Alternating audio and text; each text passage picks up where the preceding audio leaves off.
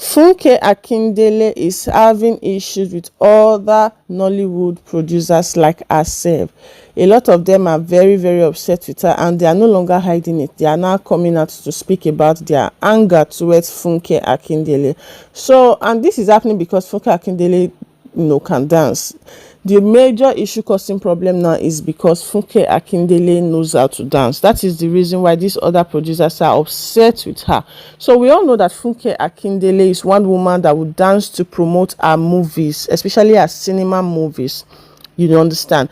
Funke Akindele would print the title of her movie on t-shirts. She would give these t-shirts to like actors and actresses, and they will all come together to like do a serious choreography. They would dance very well to promote that movie.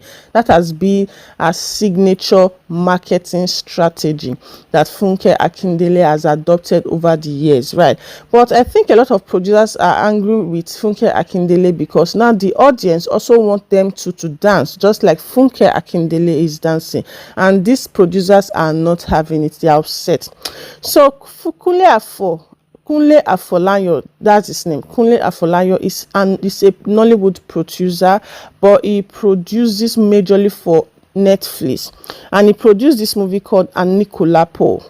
So this Kunle Afo came out to say that he is not going to be dancing to promote any movie, and he also made mention of the fact that Funke Akindele is always lying about the fact that she made billions in the cinema, which is not true.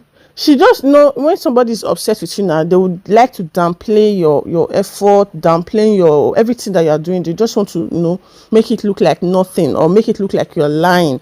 That is what this Kunle Afo did or said. And also another producer that is also doing this to Funke Akindele is Omotola Jalade. She went ahead to say that dancing to promote a movie is not professional, and she would not be doing it because it is not professional to be dancing.